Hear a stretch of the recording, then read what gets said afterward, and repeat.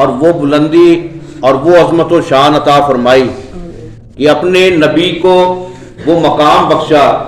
کہ اپنی محبت کو مشروط قرار دیا مدینے والے کے وسیلے کے ساتھ کہ جتنی دیر تک محمد عربی صلی اللہ علیہ وسلم کا وسیلہ نہیں ہوگا، آپ کی محبت کا جام نوش نہیں کرو گے، اللہ بھی تمہیں مقبول نہیں بنائے گا۔ اسی مقام کی منظر کشی امام اہل سنت عظیم البرکت شاہ احمد رضا خان بریلوی رحمۃ اللہ علیہ آپ نے یوں بیان فرمائی، اللہ کی سرتابہ قدم شان ہے یہ، انسان نہیں کوئی وہ انسان ہے یہ،